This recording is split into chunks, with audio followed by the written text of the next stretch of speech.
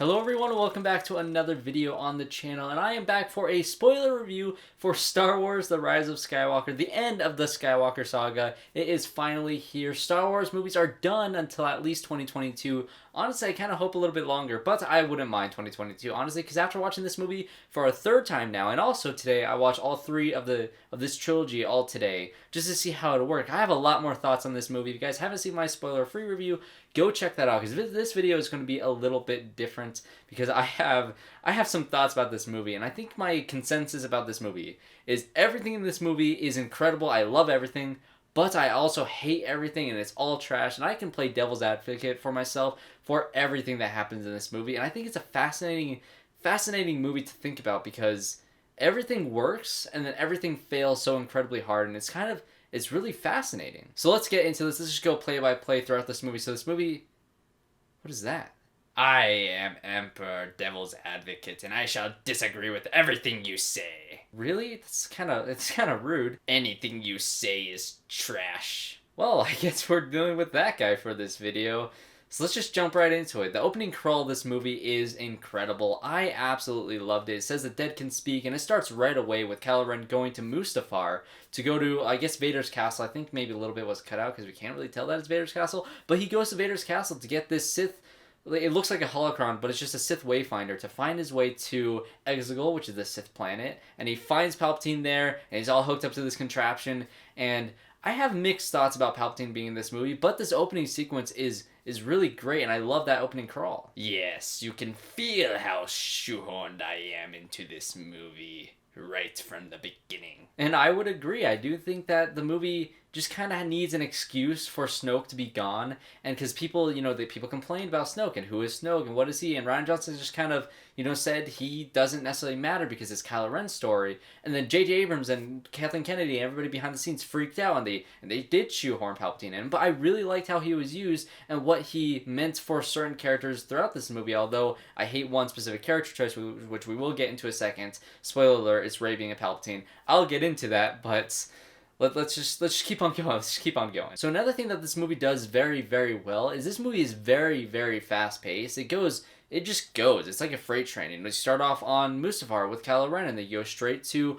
Finn and Poe on the Falcon, going to see that there's a spy in the First Order, and they're getting this information. There's this really cool Falcon scene, which is really the only cool Falcon scene in the movie, with it flying through this ice planet that I didn't watch any trailers, and so I didn't realize that this visual was in the trailers, and it just, in theaters, when I saw it in Dolby, I was like, holy crap, look at this place. It is visually just incredible. I love this action scene with the Falcon, and the light speed skipping is really cool, because they took that idea from The Last Jedi, where the First Order has found out a way to track people through light speed, and you need a way to maneuver around it, so now it's not as easy to get away like it was in the other movies. Like, you can just zoom in light speed and get away, and it's super easy. They made it really difficult to get away now in this movie, and the light speed skipping was really cool, and the Falcon lands, and it's on fire, and there's a nice little banter between all of our three main leads. Yes, the pacing's good at the sacrifice of a cohesive story. This movie is edited so clunky it makes Greedo happy. McClunky. And I guess if you like our three leads constantly bickering at each other throughout the entire movie, I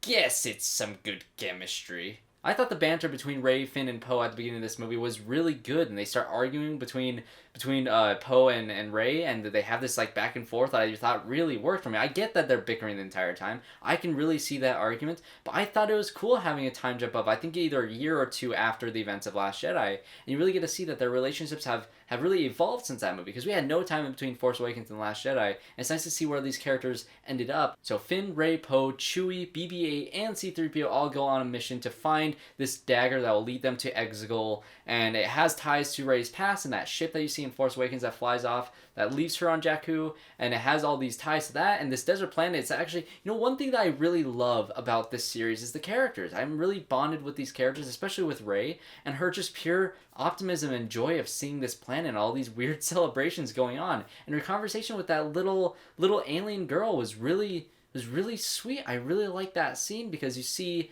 she doesn't have a name at the beginning of the movie. She says her name is Rey, and that's it. She doesn't have a family name.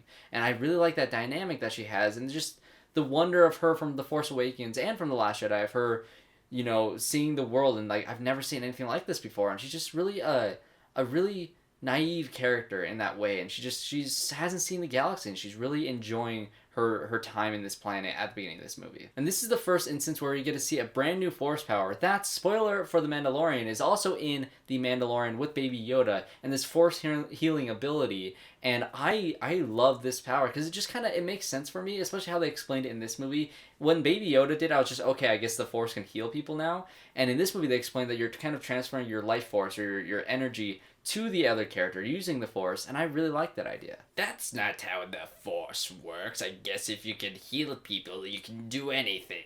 And again, you are not wrong, but I really do love this moment. Rey uses the Force lightning to blow up that ship, and Kylo Ren are fighting over this ship, and she just uses too much strength. And it's another indication that Rey is a Palpatine, and it is such a great moment of her fear and her yelling Chewie and Finn being there, and it's a very tense moment. I really liked it. This movie doesn't have the guts to stick with any of their decision. He's revealed to be alive 5 minutes later.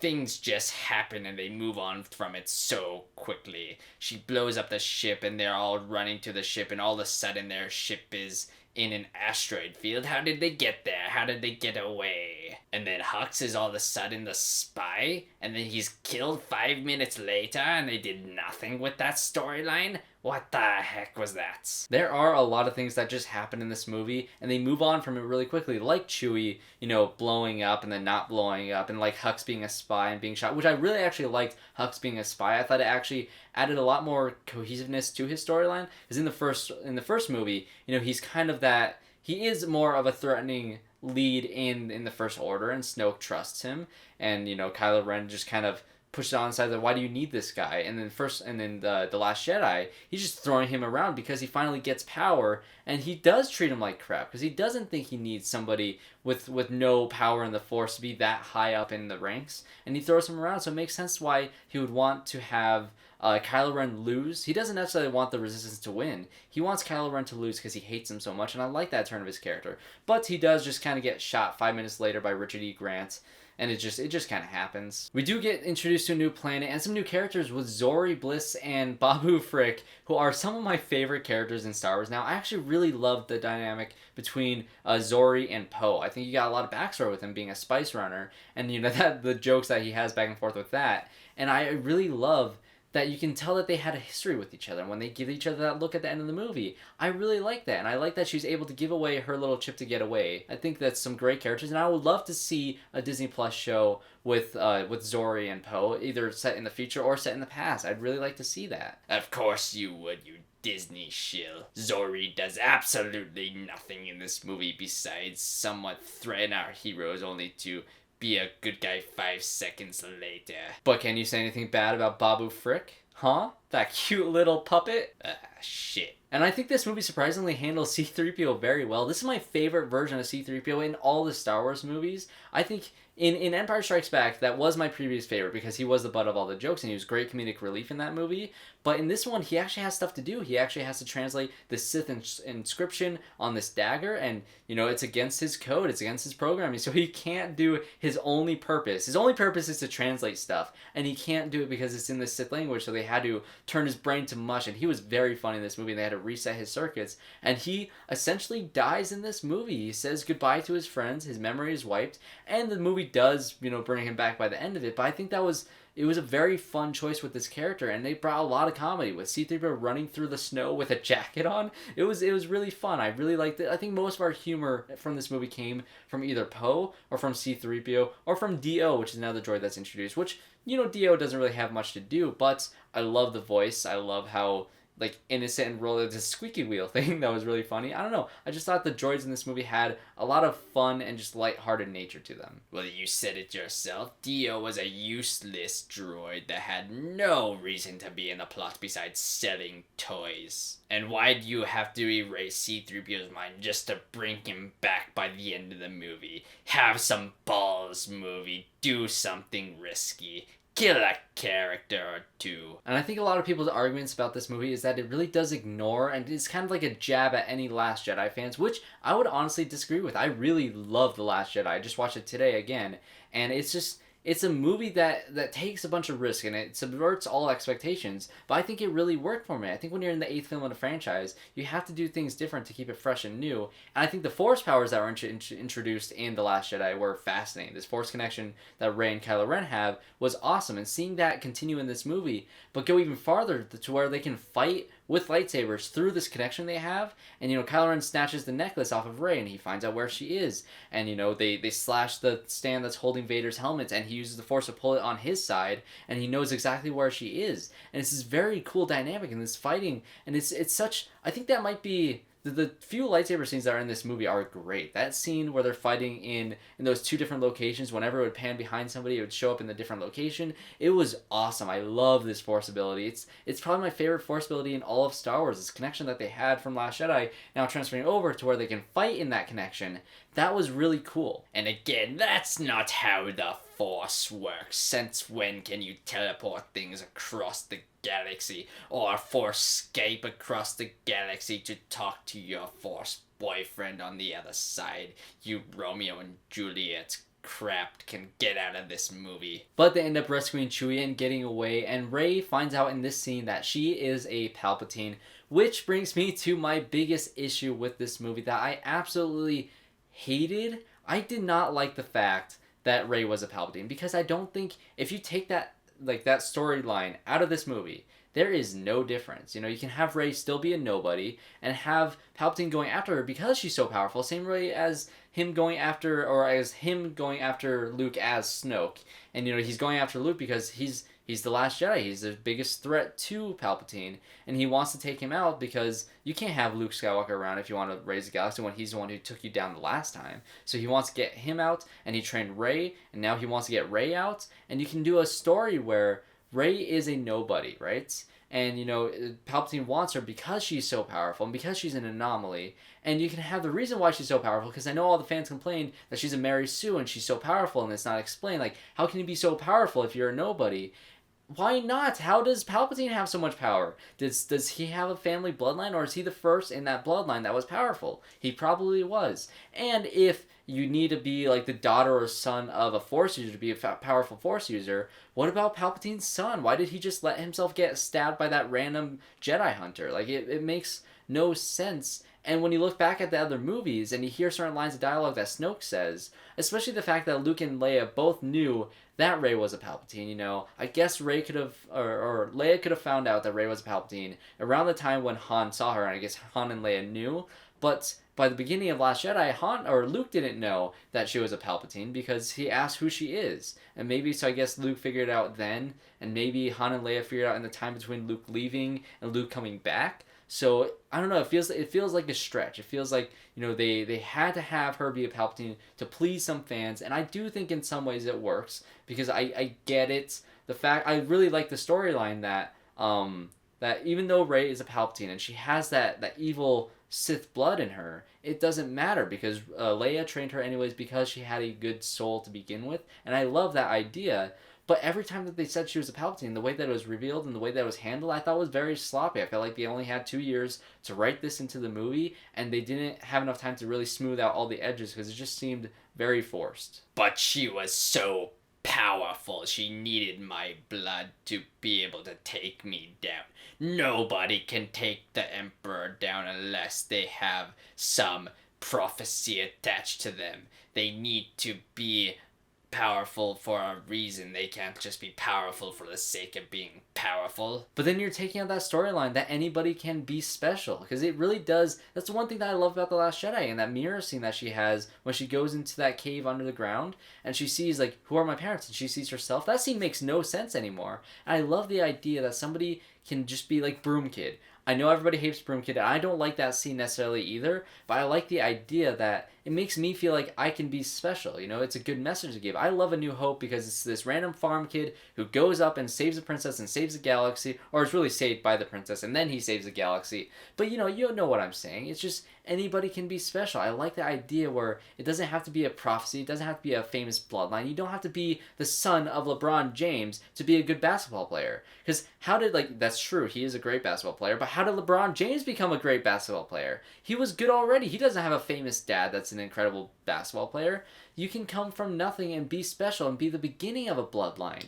That could be what Rey was, and it just, that is one thing that I really struggle, liking anything about. So at this point, they go to another moon of Endor where the second Death Star crashed and was destroyed. And this is kind of cool that they go back to this location. But the fact that the dagger kind of points to where the location of this Sith Wayfinder is kind of a stretch. It kind of doesn't make sense. But who cares? We get to there. Rey goes off on her own, faces Kylo Ren face to face, and she goes through this vision where she sees an evil version of herself because that's what she fears. She fears her own power, and she fears the fact that she's a Palpatine.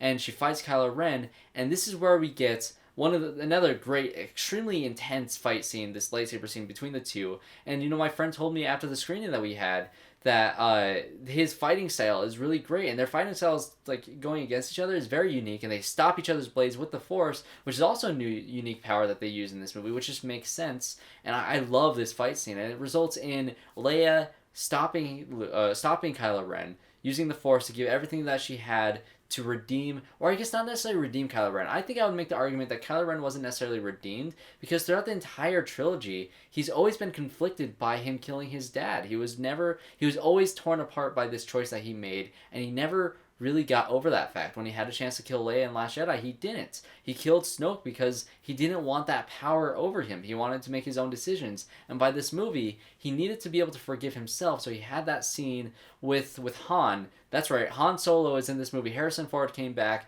probably because the unfortunate passing of Carrie Fisher, and I love this scene. I don't care how much money they had to pay for him to get in there. I love the fact that they got him back, because this scene really did mirror the bridge scene from The Force Awakens. And it was just a very nice moment between these two that I really loved the moment. So now Han Solo can come back from the death to talk to his son?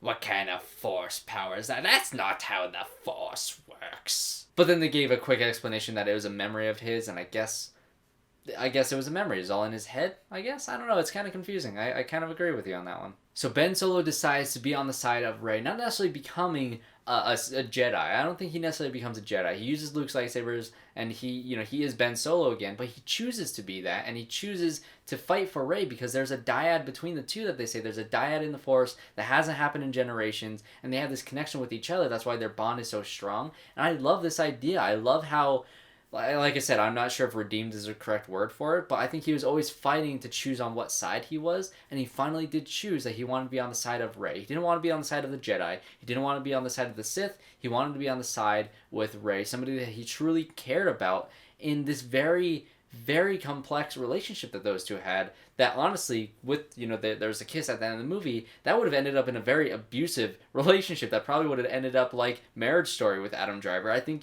I saw that future in their relationship before he dies at the end of the movie. So there's the last showdown with the Resistance against the Final Order, all these Star Destroyers that Palpatine has been building in all of this time, which, how in the world did he build this in this time? Like I said, Palpatine being in this movie is really a stretch. You really have to force the puzzle pieces to fit to make this make sense, because now he has this army. Where do you get all these people? How do you build all these ships? There's 100 of them, and they all have little planet killers attached to them, because of course the Emperor needs to have some planet killer on his ship to be able to do anything, because they need to have more Death Stars to be the only threat in the galaxy. I mean, sure. I am all the Sith. I can do anything. So Rey faces off against Grandpappy Palpatine, and Ben Solo comes at the last minute, and they transfer the lightsaber between each other using that Force ability that they learned earlier in the movie, which was awesome. I do think the Knights of Ren were kind of useless because they just kind of follow them around for a little while. There's a cool spinning shot of them, but they just get killed by Kylo Ren at the end of the movie. They were really useless. But they looked cool and they sold toys. And I think another great thing about this movie with the characters is Poe has a great moment where throughout the entire movie, because of The Last Jedi, he's kind of lost hope in the galaxy kind of rising up against the Empire, against the First Order, and he's holding onto a thread, because now that Leia's gone, she was kind of the moral compass behind Poe to kind of stay on that track of hope, and he loses Leia in this movie, which is very heartbreaking. And at the last minute, at the very climactic moments of the movie, and he thinks that it's all over. But then the whole fleet, he has his on your left moment from Avengers Endgame, and all the fleet comes, and I will say it doesn't work as well as the Endgame moment because you are less attached to whoever comes back. They have a few cameos in this. They have Lando on the Falcon with Chewie, which is cool. But I do think that the Star Destroyers aren't a big enough threat, and I do think the space battle is kind of anticlimactic because when they first get there and all the Star Destroyers are shooting at them, it's very intense. But then it just kind of keeps on going, and it's just happening in the background. So what you're really interested in is what's happening between Ben Solo, Rey, and Palpatine, and how Rey kind of has to become all of the Jedi. Like I said, Palpatine is all of the Sith. And so she has to reach out, she has be with me to the Jedi to hear the voice of the past, and you get to hear all the cameos. Hayden Christensen has a voice in this. You have Obi-Wan, both Obi-Wans. You have Alec Guinness and Ewan McGregor. You have Yoda. You have Mace Windu. You have Ahsoka. You have some more of the animated characters that I haven't seen in the animated shows, but in the credits you can see all the different Jedi that are having voices in this. And she kind of channels in the power of all the Jedi to face against Palpatine, which is another reason why she didn't have to be a Palpatine, because if she channels in all the force of the previous Jedi, she doesn't need to be related to Palpatine to be powerful. She that can be the reason why she's so powerful, because she can channel in all of the Jedi. That really didn't need to be in the movie. And again, I will say that's not how the Force works. How can they just rise her up and have her hold against my Force lightning with 2 lightsabers to burn my face off for a 3rd time? And the Force healing ability comes into play one last time as Rey straight up dies after using all this energy to fight off Palpatine to destroy all of the Sith. And Ben Solo comes up and he transfers his life force into Rey, and they have that kiss that I mentioned, and Kylo Ren dies, which I'm glad he does die at the end of the movie, because if he were to keep on living, he murdered 35 billion people on 5 planets in The Force Awakens. He's the one who made that call. And I can't see this guy living on either with Rey, because like I said, that'd be a very abusive relationship, because they don't really have a good relationship in this movie to begin with. All their fighting and all that. And he's a very bad person. He really did channel in a lot of the Sith powers, and he wasn't necessarily a good person. He chose to be with Rey because that's one person he had a connection with, and he chose